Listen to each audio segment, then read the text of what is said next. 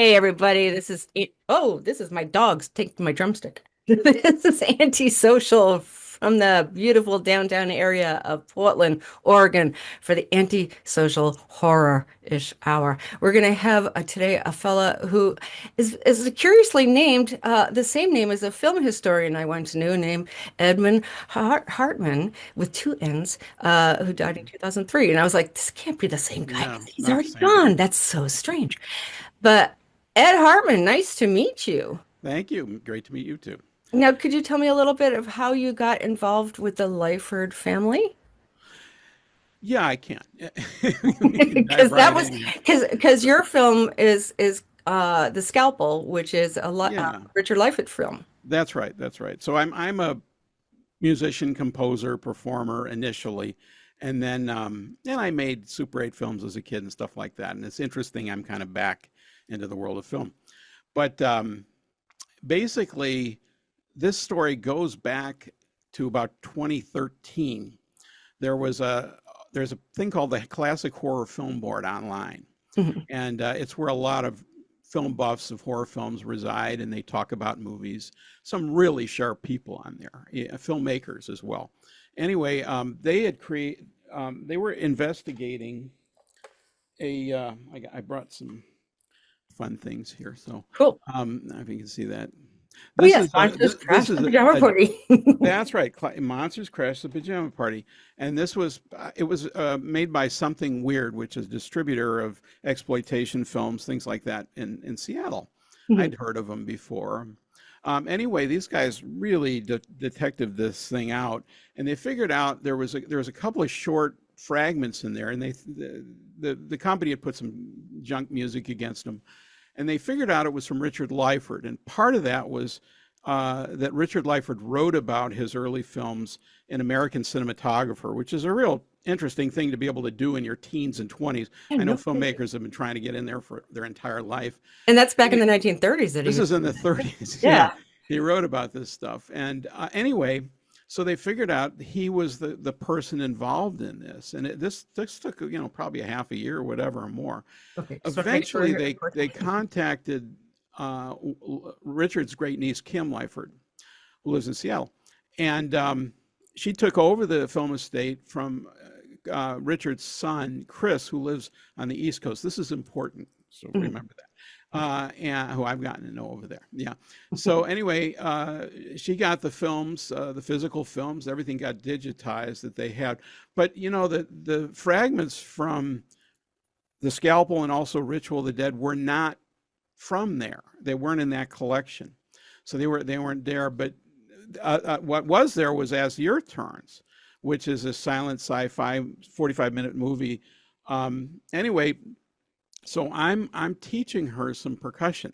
I Mhm. taught her kid too.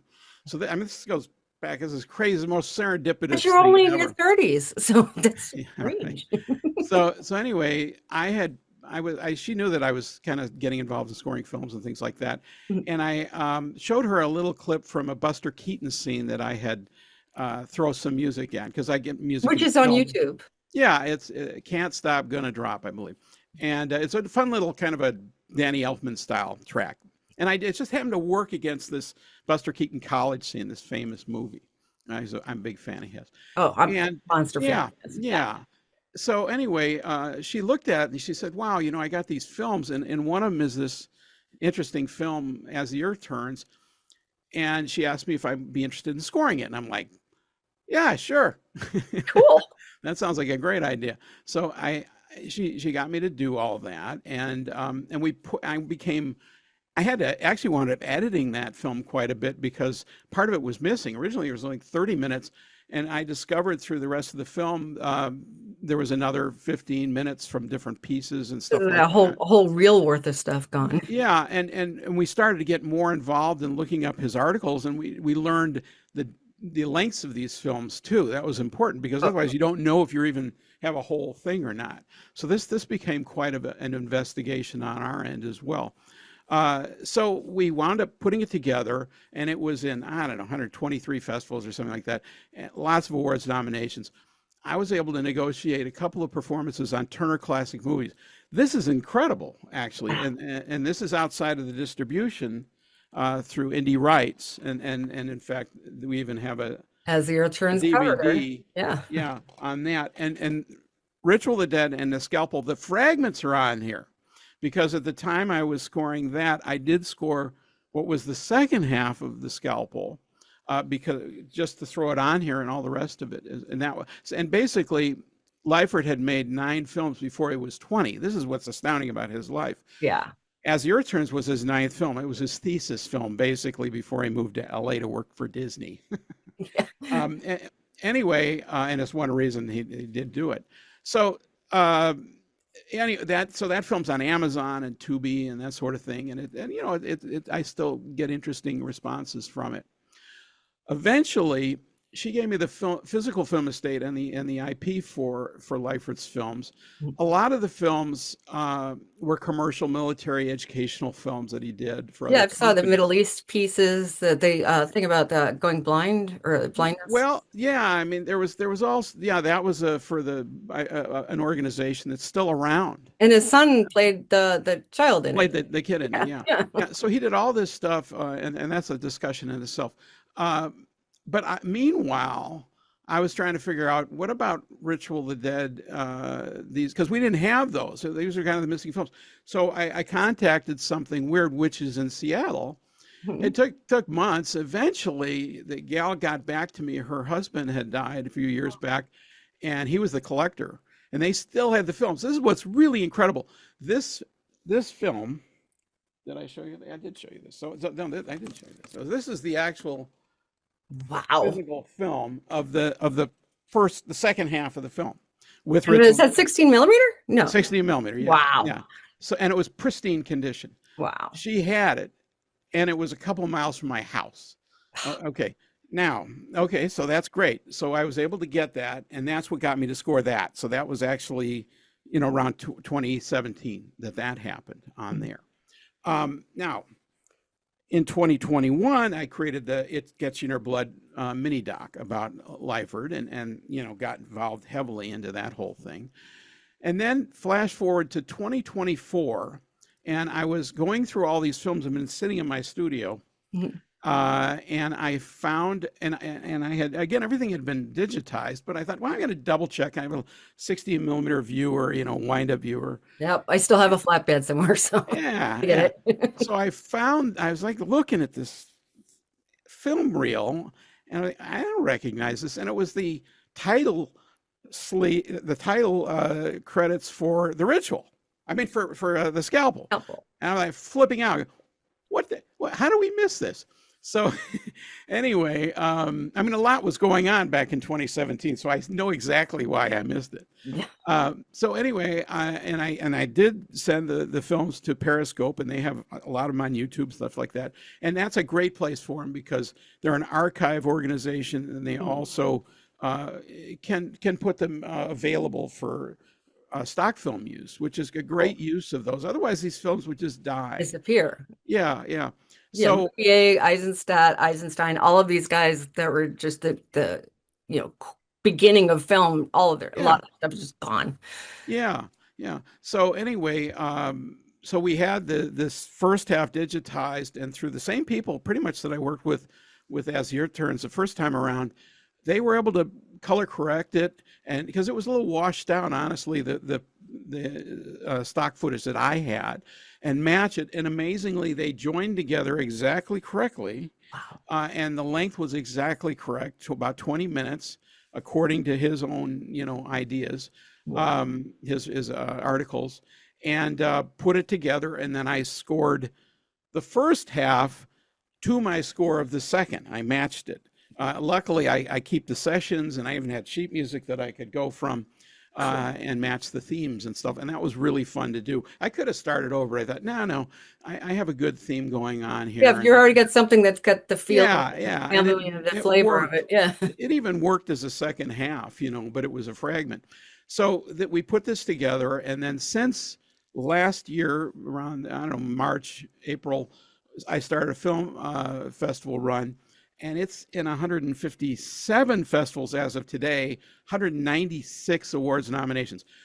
What's really trippy is between the 3 projects, they've been in over 400 festivals and won over 450 awards nominations. That's insane It for is films that twisted. were made by a teenager in Seattle. I mean, really, I mean, Who my nobody really knows about because nobody knows how do about them. you? That's a Yeah. whole discussion in itself. But Mhm. anyway, so that's kind of where the Scalpel is right now. Uh, and so basically, Lyford moved, to L.A. and worked for Disney on Fantasia, Pinocchio, and Dumbo. Mm. And then he was drafted, and he became a filmmaker for the Army Air Forces and did a lot of stuff for them. One of the cans I had was a film that said classified or restricted, and it was actually a film. I wasn't even sure I was legally allowed to have it, but Periscope assured me, nah, you're fine That's after the 25 years. that's the Well, expiration. what it was the setting up of the UN. Oh, the Dunbarton. Yeah, it was like a kind of an educational film on how the UN was set up, the Dumbarton affair or whatever. That's where they all got together, and it's a really interesting film, kind of showing what they did back there. And so these are really important historical films to be available as well. So anyway, he did that. He eventually came back to the U.S. I think he didn't go back to Disney, and I think a lot of people after the war, things changed a little bit and may have been replaced in the end. And I think he was always been welcomed there, Yeah, but for whatever reason, he was an East Coast guy. He was as well, and I mean, he came from Seattle, sure. but he had also had things going on in the East Coast. He met his wife during the war, had a kid, and all the rest of that sort of thing. And he was always an independent guy too, which is one reason he may or may not have, A lot of held out. people at Disney, left. Yeah, I mean, at Disney, you Like don't know about UPA it. crowd left. I mean, they were, Well, you, yeah, you don't know about anybody who works for Disney. Disney worked for Disney, yeah. and that's part of it. But Disney really liked him. I mean, he thought that the best comment I remember, that I heard, that his kid, I did a nice interview with his son, and um, Disney said that Richard could tell a story better than anyone he knew in 30 minutes. Nice. That's coming from Walt Disney. I mean, that's an That's insane pretty high. comment. Yeah, that's high value. Yeah. So, and a part of that was his drive and all the rest of that, just his energy. And I mean, the fact that he was able to do so, a little bit about these films. Oh, well, I'll keep going. So, he worked for Disney. You have no Um, passion for this topic whatsoever. no, no, no, no. It goes on in my head. I'm trying to figure it out. So, anyway, he winds up doing other stuff. He directs an Academy Award winning film about Michelangelo in Michelangelo, yeah. 1950. It was like one of the first docs in the Academy Awards. And he was working with Robert Snyder, who's leading documentarian, and whoever the guy who did Nanook of the North, I can't remember his name. Oh, I mean, these are the best people in the world, to documentaries. And his son believes that one big reason that this film got an Academy Award was Richard's editing and directing, and his lighting, his understanding of lighting. There's a really interesting scene where, I mean, documentaries can be really, static, flat. and there's a very interesting scene where he's moving the camera and there's a shadow coming down a staircase. Mhm. Very, stuff like that. There's Yeah, so he's movement. basically painting with the camera He when really is, yeah. bringing that light in. Yeah. Yeah, and there's kind of there's and anyway, I can't get into it, but he did that. He also did stuff in the Mid East for the Saudis and as well as Aramco, and some of these were important films. One Well, thing Jimmy about Carter didn't even watch yeah, it, yeah, there was this film Island of Allah, also no, Island of the Arabs, and Richard tried to distribute in the U.S. It really didn't do well. It was kind of battling things that were going on in the Mid East at the time that didn't help. But he did create this, and that film is still being played. I got to know people over there. I was doing Zooms with people overnight that were fascinated about this because he also went back and did a film for Disney. I can't remember the name of it, but anyway, it was one of the Wonderful World of Color films right? Mhm. about pirates and stuff like that. And one of the guys who was the pirate, um, he was still making films in Saudi Arabia as a few years ago. That's And cool. that was really because of Lyford picking him up.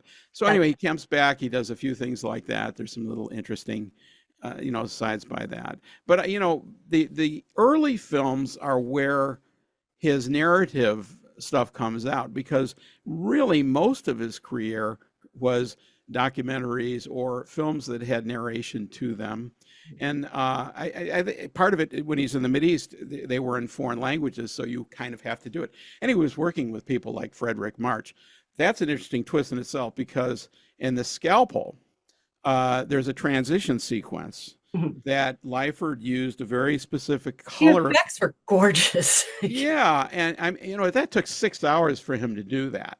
But he also used a technique that had been used a few years earlier than Scalpel in 1931. Scalpel's 1936, and Jekyll and Hyde with Frederick March. Mhm. Yeah, so there's some twists. He winds up working with him a couple of times later. Anyway, that effect is being done in the Scalpel by a 19-year-old kid in Seattle who has and the original effect was done by Carl Struss, who was the leading cinematographer of his day. That film won Academy Awards, Sure. and I think he was narrated. I think Struss was nominated for his cinematography in that film itself. Amazing. And I don't think that Lyford necessarily was talking to Carl Struss. I He don't know, had the same kind of but vibe going in his head, thinking this is and I what I know want that to do. the film was the original Jekyll and Hyde were very tight-lipped about that. They really didn't want to share that information, although Struss was probably talking with his buddies about it. And Mhm. it wasn't absolutely the first time that was used, but it had been used even in silent films before. Yeah, But for Nosferatu even had a version of it, but a different kind of version. Yeah. Yeah, but it has to do with makeup and lighting and stuff like that. Because if you watch it, when I was editing this film in Seattle, when we got everything put together, we were looking at this scene. We're going, and I'm working with somebody who really knows film Uh, out here, and she's like, I don't know how that's working. She finally, maybe lighting or something like that. She was spot on that. And once I started doing some research, I realized, yeah, that's it. So Frederick March again was the Jekyll guy on there, mhm. and I can't help feeling that at some point Richard was working with him and had to say, I had this film I did. So anyway, we're right now again we're in all these festivals, and we're going to be at the Portland Horror Film Festival on Saturday the 14th, Mhm. I think at the 5:15 Which is block. another great horror movie too. Saturday. Yeah. Hopefully, Portland will be okay on that day. Well, it's Things are supposed to going. be in the 70s and pretty that day, so we're I'm looking I'm forward to not being thinking in the 90s again. So. I'm concerned politically. Oh, well, yeah. Yeah. Yeah, well, yeah. As a veteran who fights with the big resistance sign everywhere. We Right. Yeah. Well, anyway, can get into that a whole, get we'll my, do that in our other chat. that's right. I'm hopeful that, it won't be just, and it looks like a great festival, Yeah. that's going to do that. Anyway, so again, as a composer, I score films and things like that. Yeah, And this that's is all. this is what I Yeah. was going to ask you. Now, you've submitted to film festivals as the composer and as the archivist, or how did you do Producer. this? I'm the producer Producer. because in Okay. effect, I own the film. I put it together. I edited it as well and all the rest of that. So, And you I don't, re-brought it back from yeah, right from the the dead. film graveyard. Yeah. Of That's right. Yeah, and I go, this was all at the blessing of the family that really loved all these projects. course. And there's not, so Lyford plays the monster in this. He also plays the arch villain in As the Earth Turns. And Uh, you've compared him to Orson Welles in many ways. well, he's got the same lifespan. They were born a few years apart and they died the same year, Yeah, a month apart. And I wonder about that because, Lyford, he had a similar kind of a troupe of actors growing up, although I think Wells that was more in his 20s when he was in New York doing stage and stuff like that. So Lyford was maybe a little ahead of him on that. But he also, Lyford wrote 58 stage screenplays. So he was prolific. This is before he was 20 Right. that he did all this, besides the 9 films he made. It's like 9 symphonies. And they were student films. One reason people ask me, well, why don't we not what happened to these films and why weren't they distributed? I've had people, on Amazon saying that As Your Terms is fake, that I did it. And I'm like, man, if I could do something this authentic, I am Spielberg, man. You know, Well, I and mean, that, UCLA Film Archives is an amazing library of places where you can look up pieces of films that somehow yeah, made it through the people's garage sales and things. I'm still looking for the other, 6.5 films that are out there. I don't know. I mean, I think Richard sold some of this stuff for cash so he can make another movie. It's a classic indie filmmaker. It's Right? like, what's my next Kickstarter, project? Kickstarter 1930. Yeah, yeah. Well, and one of the films that really I would love to find is a film he did. As the Earth Turns, he did enter them into film contests with the amateur cinema league, Mhm. because that was going on in the 30s. There were, people. This was like before video cameras and stuff. Sure. And People before occasionally people get, like Maya Deren were out there with their 8 millimeters and doing stuff on well, there. this 16 really, because I don't think 8 was until a little later. Yeah. So yeah, but they were making films. It was just a hobby for a lot of people, and I think he kind of went to some of these events and showcased his films. The Scalpel did win an honorable mention award, and he made some cash on some of this stuff. $100 in 1935 that was like a grand now. Yeah. So these were pretty good things, but they never were distributed because, first of all, he had no way to distribute out of Seattle. And these were short films, 16 millimeter. He's not living in LA. He's developing his own film, man.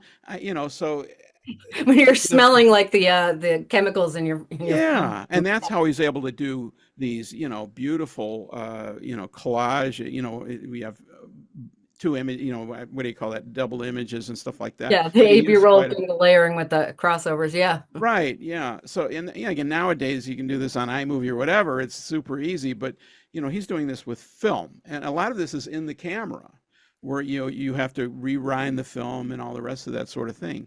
That's not easy as well. No. So, I think that he really didn't have a way to do it. What he did have is that in his basement he had a 50-seat theater that he created in spite of his folks. Yeah, And I've been in this house. It's a great house. The wow. folks, the people that own it are wonderful folks, and they've invited me over a couple times, and Mickey and I was Judy. able to I was able to investigate it and really see that basement. And I think why the basement worked is it wasn't a it was a finished basement down there, It's and a there's club space in a yeah, way. yeah, and but there was a back entrance to kind of an alley street.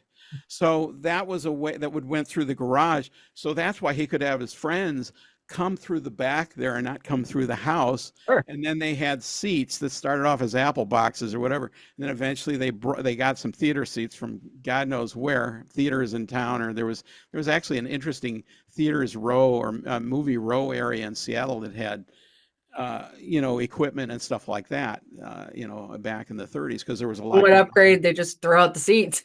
Yeah, well, there was a lot of a lot of movie theaters and stuff like that. That was entertainment at that point. So anyway, he installed this stuff, and so he was able to do this as well. That one of the major things that he did, and this is kind of an interesting story with me coming in as a composer with a deceased director. I mean, I work with directors, and it's And not you've worked easy. in so many, I mean, you've worked television and commercials and Right. Again, got a huge library of stuff of your own.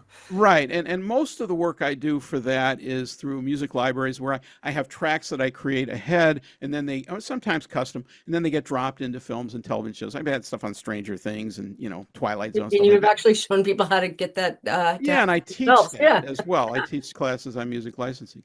So I've done all that sort of thing. But, scoring a film, you have to, synchronize what you're doing to film Great. with Now, the for image. those who have never been in a scoring room, one of the coolest things, I worked at Paramount for a while. One of the coolest things I used to like to do during my breaks is going to the scoring room, and you have part orchestra or some orchestra or a guy in a piano or a woman in a violin Right.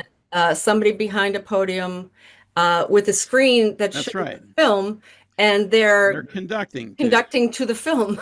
And And it's there's the there's weirdest, coolest clicks, and thing. there's all sorts of ways you can do Yeah. that technologically. Yeah. Nowadays, with computers, I can sit the same This is computer. what I was going to ask you. Do you That's actually right. There's score a things program. physically, or do you use like Pro Tools and Well, there's a program called Logic that's been around for a oh, long Logic's been time around that forever, yeah. Apple had created. Mhm. and it's not the easiest program in the world. The story about that, I believe, is they had bought this program from Germany. It was like the most difficult program ever made. And here's Apple, which is all about the easiest stuff. Right. How do So we do a sampling now? they What? had this elephant of a program, and they tried to, make it easier. The first couple of years, it was not easy. That's why GarageBand was made. That was the dumbed down version of it. But anyway, I still use Logic, and what I can do is drop footage in video footage and synchronize it completely, and have full orchestral capabilities, electronic, whatever my taste is, or even bring in live players. Now, do you I read can, and write music as well, or were you one of these, by ear people and just do charts? yeah, no, yeah, and I know in Hollywood they were called hummers, Yeah, where they would hum songs. I mean, Charlie Chaplin was a hummer. He sure. was no slouch, man. You did a lot of stuff He did that a was lot of a stuff. I mean, he lot of became, weird I stuff. think he became much more, educated on that. But, and there were people that would, take that and score it. But no, I was trained as a percussionist. I have a degree from Indiana University and all that. And then my piano chops are not perfect, but with electronics, with computers, you can slow things down. You Sure, can you work could at your say own here's six pace. eight. No, I'd rather have that in 5/4, and people know what you're Yeah. talking about because And it's a then, computer. yeah, Yeah. and you can also, I mean, what's nice is you can also print Oh the yeah, score right from that, and then do charts off enjoy. the score, which is great. For anybody who doesn't know what a chart is, it's basically Yeah, chord progressions yeah, or limited progressions of information that you give somebody that gives them an idea what they're supposed to do. Uh, that's right. you basically just read the time chart, like if it says 6/4/4, and then it'll Yeah, say like a D flat. You know that right. in 4/4 you're going to be doing D flat. That's Well, my process has been, because I'm also an improviser. Mhm. It depends on the film. As the year turns, I was much more thematic. 45 minutes, I divided into 24 scenes or something like that, and then each one got it. And I started to develop themes as I moved through it. So I was going to mention something about this. So the other thing that Lyford did that affected me, Mhm. probably, it was scared the hell out of me initially, was that as we were learning about Lyford initially, we discovered that he had experimented. This is halfway through my scoring of As the Year Turns, that he experimented with adding sound to his films. There was no, I mean, this is the 30s. Yeah, well, sound was around since the late 20s. Yes, it was. In Hollywood, it was. It But, wasn't around an indie for indie projects very even often. they were still making silence into the 30s too. I mean, I think Chaplin's first sound film was like mid 30s. I Very just read similar. that, So a lot, this sounds were still very popular. Anyway, how was he doing this? Well, he was using dual turntables like a DJ Wow. synchronized to a 16 millimeter projector. How the heck he did this, I don't know. It had to do with cables and stuff. And his goal was to add sound, not just music, but also, eventually the dialogue on there. He was somewhat successful at this, but none of the discs he made survived, which is too bad. I know that one funny thing about it was, at one point he had this big war epic film, and it was, it just kept getting put off because it was just too big. At 100 people cast and crew Oh, it's doing like this. So Wings with William Wellman. yeah, just nuts, and then do submarines and stuff like that. So he finally had to kind of give up on it. But he was going to submit that to one of these, contests and things like that, and he ran out of time, and so he decided, well, I'll make a quick film for them. And this is eerie. So in 48 hours, where have we heard that? He was able to play 5 out of 6 parts and completely make a film Wow. in 48 hours. Wow. What a great idea, right? I mean, if anybody's into filmmaking, they know about the 48-hour film project. Yeah. He was able to pull this off in 1936, 37, whatever, on there. So he was way ahead of us. And still have to develop your own film. Yeah, I know. I don't even know how this is possible. I mean, Yeah. yeah, okay, I can make a film for you. Yeah, use your phone, make a film, and No send somebody a kidding. file. I mean, Yeah. yeah, big deal. Yeah. So you don't have my respect on that one. So anyway, and I've worked on some of those. So those are not easy for a composer because you don't get the music until the very end when it's You're like the due. last punch. There's no time to score. I Yeah. mean, you really, the best you can do is give them a suite of stuff and say, here, have fun. Heck yeah, you can enjoy. Yeah, or Here's maybe the AM radio. on the set play along. I don't know. Go to So Creative Commons sites. There you go. Yeah. yeah. So anyway, so one thing he did do with this one film that he had plans. He had already promoted it to his friends that they were going to do his first sound film. Mhm. And so he shows up, what are we going to do? And so he had the cast in his theater. There's a projection booth where you kind of walk in. I was able to figure all this stuff out. And he wound up having them talk through a mic and a little PA he had, doing the narration and doing sound effects and faking it. That's great. It's just like a live radio broadcast during the film. And this is why I have a screenplay about his first 20 years, because I want to see this Yeah. in movies, right? So I'm looking for help on that. But anyway, you know, he And was, you have a Patreon, so people can keep yeah, on well, Patreon. so he, you know, he's making these films and he got into it. So I'm in the middle of scoring, and then I find out he was playing around with music with this stuff. And I think, what was this? You know, luckily when I was talking to his kid, he said, well, you know, he thought, based on his relationship with his dad, he thought that what I was doing was actually pretty right on. I know that Lyford liked Dvorak and Stravinsky, Tchaikovsky, things like that. So my scores are really similar to that. And these films, I deliberately created them in a period style. Yeah. I could have gone crazy, electronic, whatever. The Lyford family is very nice in that they gave me carte blanche on what I wanted to do on these scores, and that's not something you normally have as You never hear as a about things composer. like that. You know, I've been on films where I was fired. I've been on films where I've had to score things 17 times over. I mean, you know, it's an ugly thing at times, and a lot of times there's what we call temp scores, and those are where they'll take orchestral pieces or whatever, put them in, and then the composer is supposed to do something similarly and not rip them off. You know, temp scores can be deadly. They can be a real problem because you have tempitis, where the director falls in love with that sound. It's very I wanted to sound more like Paul McCartney. Well, well. then hire Paul McCartney. Yeah, I mean, and they can't afford it, Paul McCartney, or even an orchestra or something like that, because You that can costs have a the lot of money. bungles. I mean, Yeah. So temp scores are an issue. I mean, the most famous temp score was 2001, where Kubrick had these assembly of drop-in orchestral pieces, and he had Alex North. He hired Alex North, I think, partially because they forced him. They wanted a score, and then I'm not sure that Kubrick ever wanted to have anything but what he had. right. And the downside of that story is North he scored the whole thing. You can get the original score. And he was invited to the London premiere where they didn't play his score. And Uh-huh. Alex North did not know this. So that was the most humiliating thing you can imagine.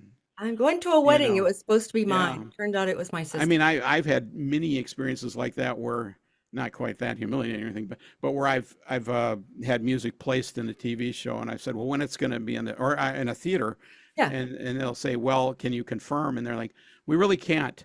So you'll have to go to the theater to find out. Like, It'll be in wait the a minute, outtakes. It'll be in come the on, it's extras. on the credits. You Right. got to know. You know, they're anyway. And so you're in the theater going, I think it's in this movie, and then there it is. You're like, yes. You know, and then you get the credit and all the rest of it I think confirmed. a friend of mine she did a bass line. She worked for a punk band in LA, and she did a bass line for somebody. They said, yeah, we made a special part just for that bass line. She's like, okay, okay.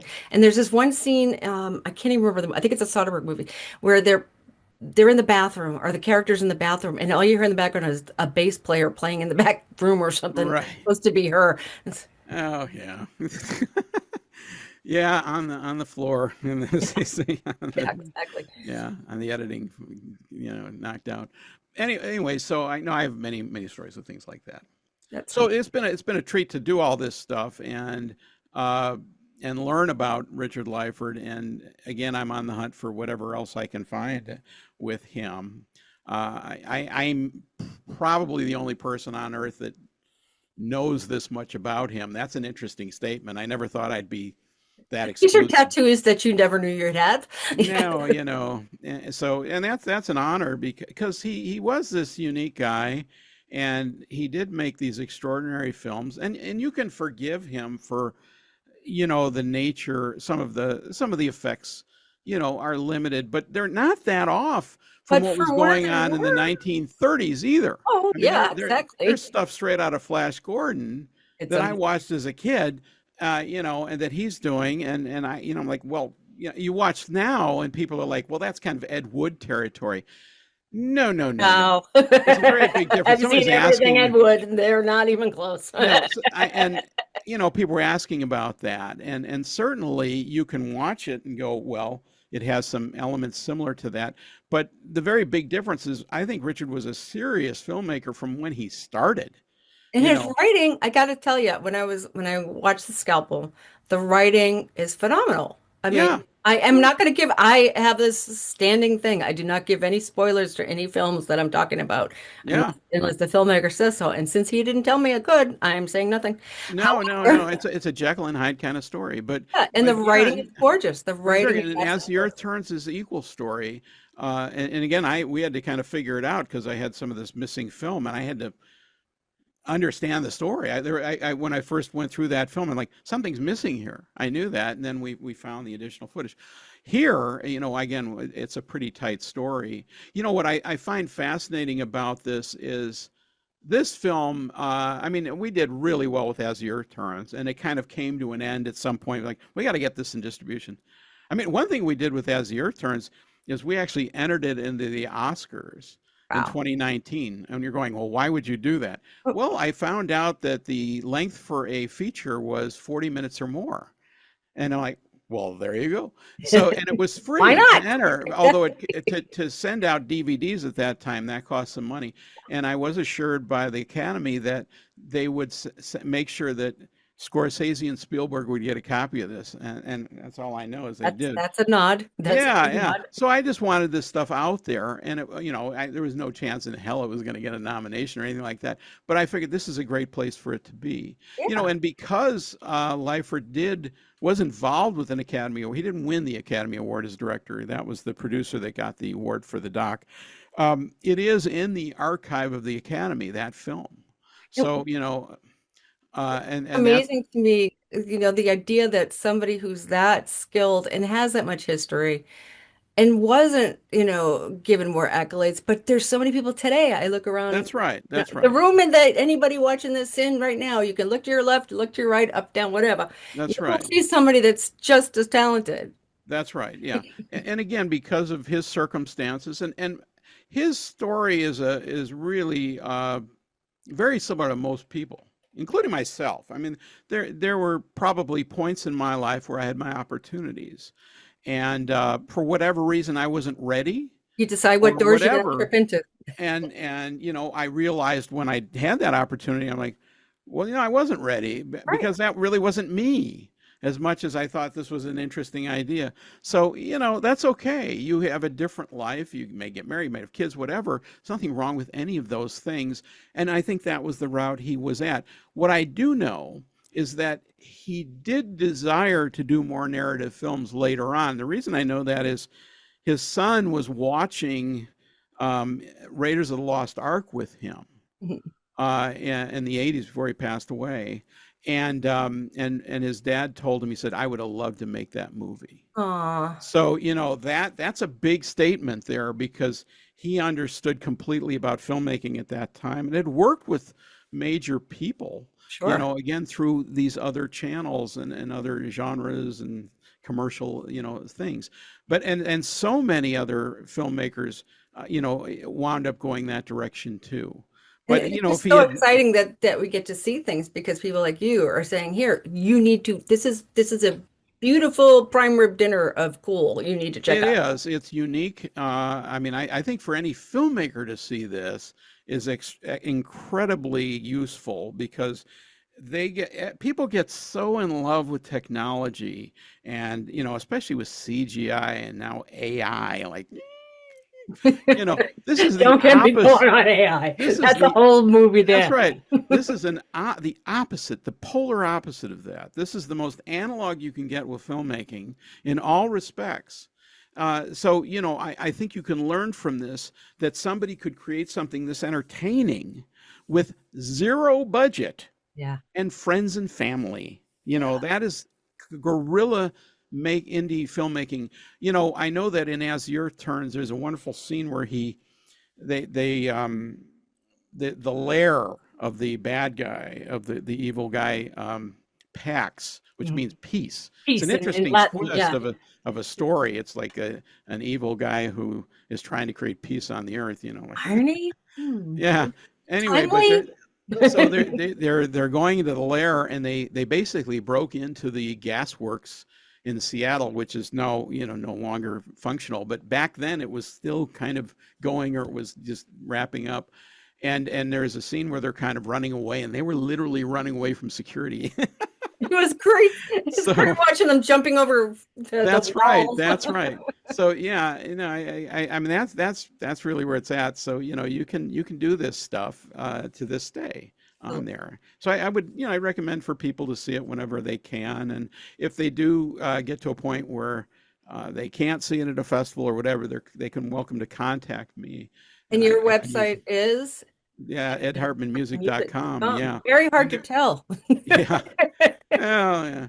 I even got swag on my That's own. cool. And yeah, I saw the shirts. Every single thing behind you is a shirt as well on your site.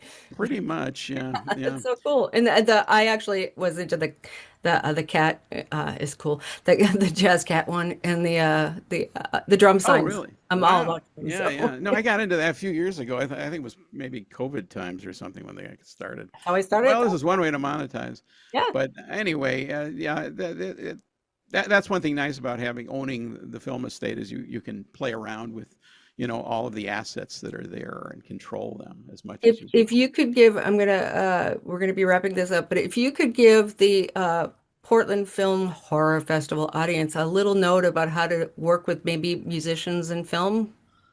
Yeah. Well, there are many people that, you know, I mean, there's a lot of people that can compose music, and it takes a little more. I just watched Ennio Morricone's documentary. Completely blew me away. This is an absolute must for any filmmaker composer to watch. I was enthralled from the moment it started, and I'm not an easy watch with documentaries. I mean, my documentary is like 14 minutes, so Yeah, yeah. it's for But the this ADHD is crowd. massive, and I didn't know how many movies I mean, he was involved in 500 films. You know, you think of Morricone, you think of the Good, Bad, and the Ugly, whatever, and spaghetti westerns. Yeah. I was watching all these. I didn't know he scored that. I wouldn't have guessed it. He was a chameleon. He was also like John Williams. He was doing trumpet and studio orchestras and arranging pop music and stuff like that. But anyway, these guys are just incredibly talented and skilled. That's the big word. It's not just talent, it's skill. Because if you're going to work with a musician, they have to have equipment, you know, either electronic equipment or ways to record things. And then they have to have software that can marry the sound and the picture together, or it's going to be very expensive to do. Yeah. And nowadays, with you know, with sampling technology and things like that, you can make orchestral scores and you know, all sorts of things that are very very you know, realistic in nature. There's all my only recommendation with that is anytime you can add live music into your scores, even if they're electronically generated, it will usually help quite a bit. The ear goes to anything organic. I could play a triangle Yeah. on a score, and all of a sudden people go light up and think, yeah, that's real. Yeah, the ear is very, very good with that sort of thing. So if everything's electronic, I think you got trouble.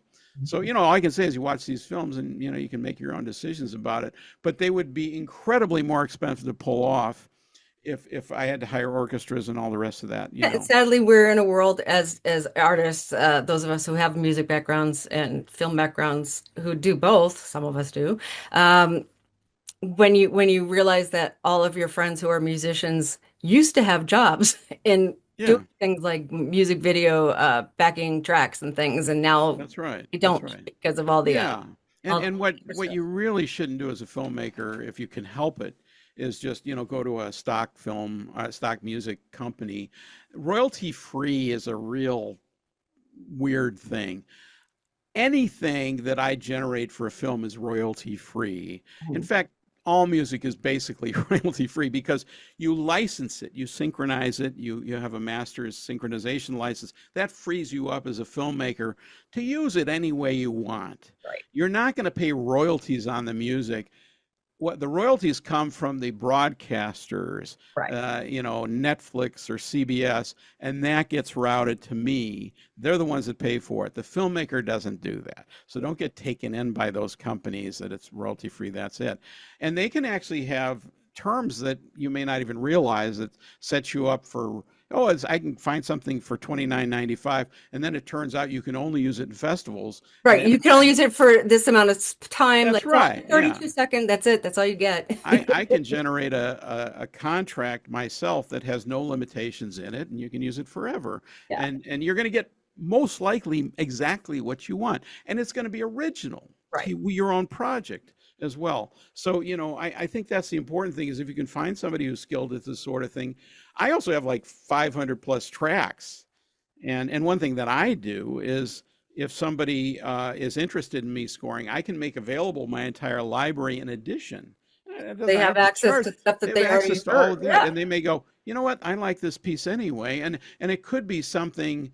A lot of my music can be, what's being overhead music, what's being played in a Ambient. restaurant, or Yeah. The ambient sound. ambient music. Yeah. Yeah, that sort of thing, and it can do very well, in films. So sometimes I'll work with a filmmaker, and the dramatic part of the score I'll do, but they'll have a little scene where they need throwaway music, and they say, well, I have something that can fit that too. And then it's a one-stop place to go. That's it. So and I have free. One thing I do have is on my website, under the links, there are free resources for filmmakers, and how to hire a composer, that sort of thing as well. Hey, So, your site's pretty detailed on what to do and how to do it, which is great. It well, doesn't I've leave you guessing. I've And also the idea that you also offer a way for people to learn how to do more. Yeah. Well, I've always been an educator. I've been teaching, for all my life, whether it's music or music business and things like that.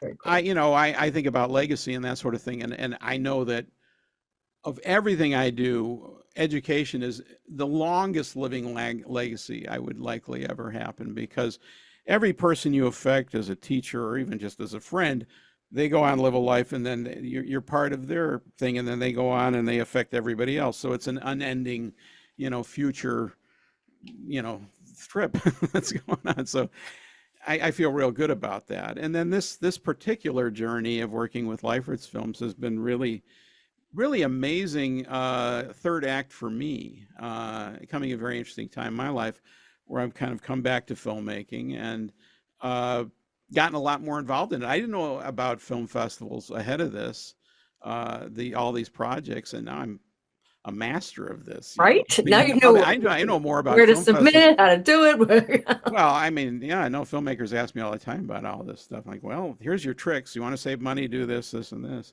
And Excellent. now, a lot of this happened at a very interesting time technologically. I mean, the fact that I can score stuff in my studio Mm. is not something I could do even 15 years ago. Right. So, that a lot of this is later technology. I was using some digital equipment, but it would have been very hard to put it against film early on. I'm picturing that scene in the movie Fame where Bruno is playing this keyboard and this Mozart comes out of nowhere, just Yeah, randomly. that's right. So that there, and then also the technology of getting films in festivals has gotten easier.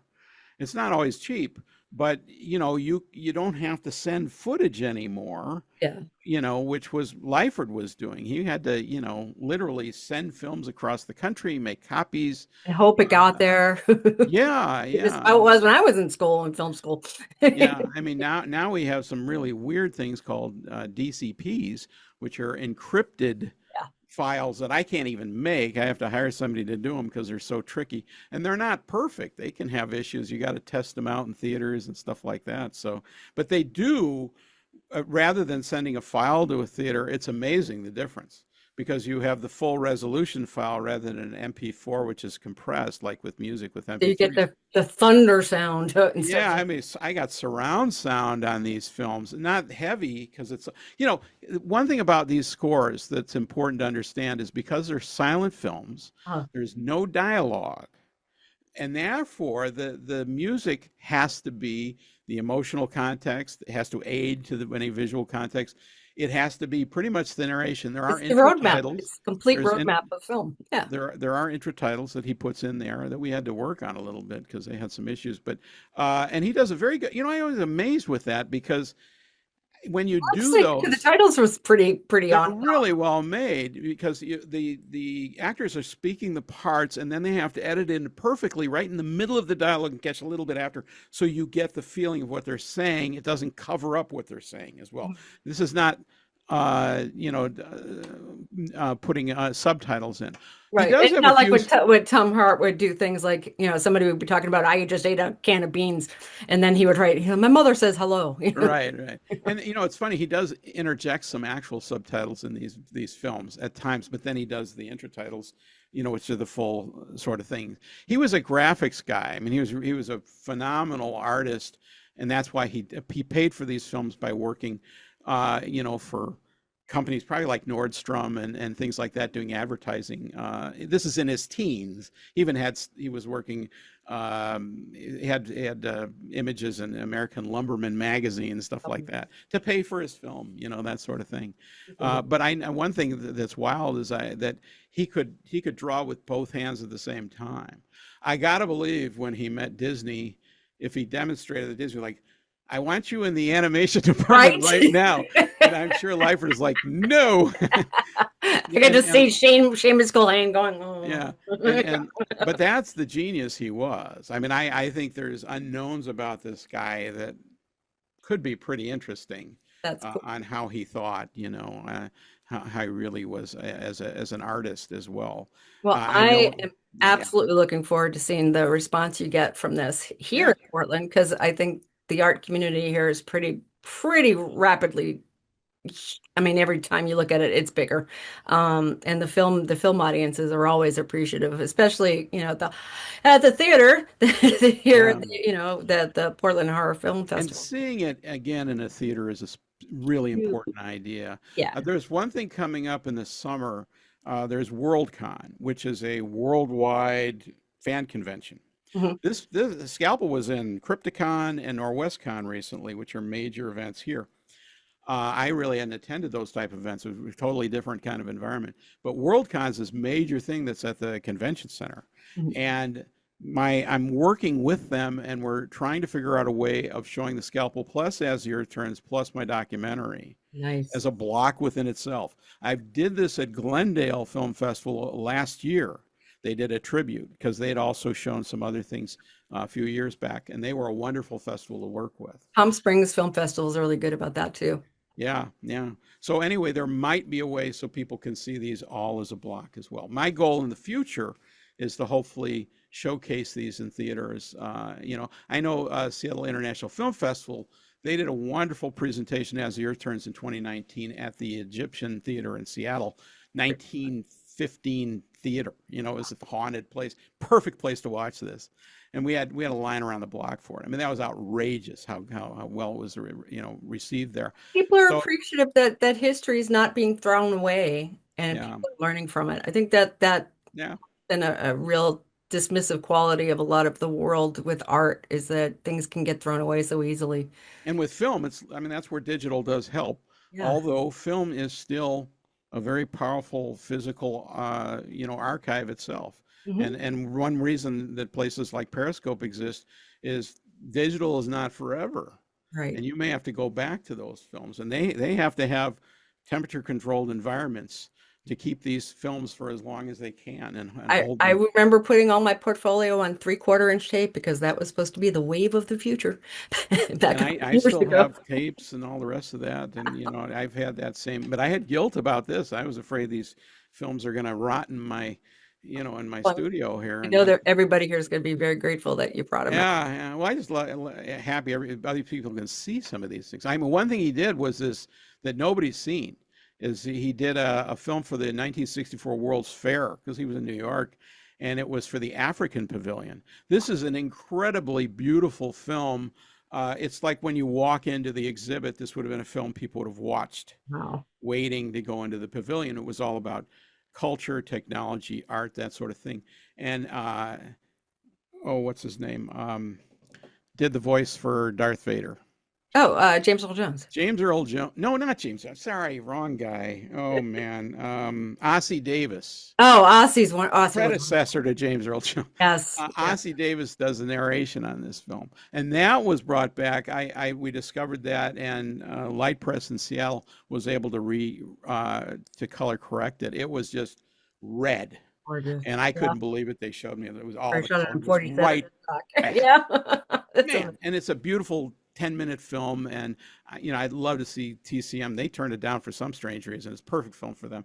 But those are the kind of films I'd like to eventually get out in a way that people can see them, as part of a tribute presentation of Well, life. we are going to further talk to Ed Hartman on my other show, the Antisocial Hour show, probably later this year. But in the meantime, I hope everybody that's been coming to the Portland Horror Film Festival does check out all of the Richard Lyford films that you can find on YouTube, and especially the one you're going to be able to see in the theater on the Yeah, 14th, the the Saturday, Scalpel. Scalpel, which honestly, killer FX. As an FX animator, killer Yeah, FX. yeah, So, really well done. and thank you, Ed, for chatting You with me bet. Thank you today. very And much. America, you rock. We will talk to y'all soon. And Ed, you stand by.